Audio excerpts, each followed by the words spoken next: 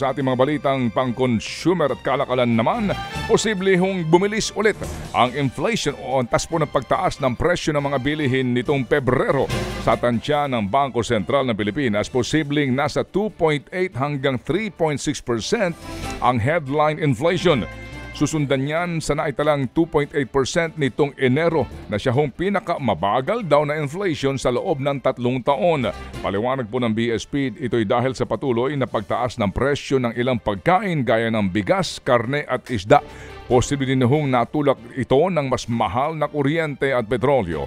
I-anunsyo po ang February inflation sa 15 ng kasalukuyang buwan. Isa na namang grupo ng negosyante ang nagbabala na posibleng magmahal lalo ang bilihin kung isa sa batas ang panukalang 100 pisong aumento sa sweldo. Ayon sa Federation of Filipino-Chinese Chambers of Commerce and Industry, kailangang mabawi ng mga negosyo ang dagdag nilang ibabayad sa mga tauhan. Ang kaso, problema pa rin ang negosyo sa ngayon ang gastusin nilang pinalobo ng inflation. Bumigat din daw para sa mga negosyante ang halaga ng kuryente at logistics. Ayon sa grupo, mas mainam na dumaan ang aumento sa wage board. Ang wage board daw kasi ang nakakaalam ng sitwasyon sa bawat rehiyon. Lumit naman daw po ang budget deficit ng pamahalaan noong pong 2023. Sa datos po ng Treasury Bureau na itala sa 1.51 trillion pesos ang deficit. Mas mababa yan kumpara sa 1.61 trillion pesos na deficit noong pong 2022. Yun nga lang, ito'y lampas pa rin sa 1.49 trillion pesos na tansya ng pamahalaan. Kapag naitala sa deficit ang balanse po ng gobyerno nangangahulugan, mas malaki nga ang ginagastos kaysa nga sa ating kinikita. Yan po'y kahit lumago ng halos 8% daw ang revenue collection ng pamahalaan noong nagdaang taon. Humirit naman ang ilang negosyante na bigyan sila ng tax credit bilang pambawi sa mas malaking grocery discount para sa mga senior citizen at PWD. Ayon sa Philippine Chamber of Commerce and Industry at Philippine Retailers Association, makakaapekto ito sa kanilang mga negosyo. Hindi naman daw po pwedeng iasa ng gobyerno sa mga negosyo na magbigay ng mas malaking diskwento nang walang ipapalit sa mawawalang kita.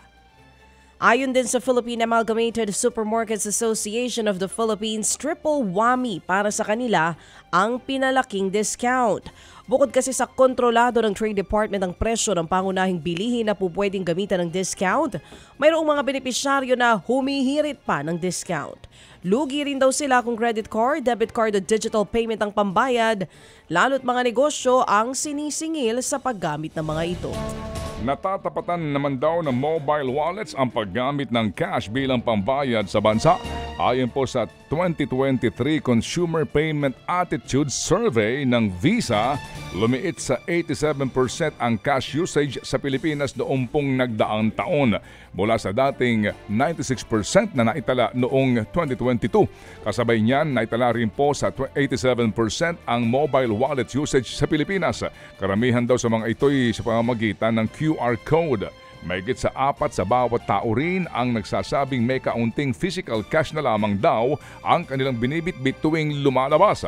At ayon sa pag-aaral, dumami ang mga Pinoy na pinipili ang cashless transactions dahil mas marami ng establishments ang tumatanggap ng tinaguriang digital payment.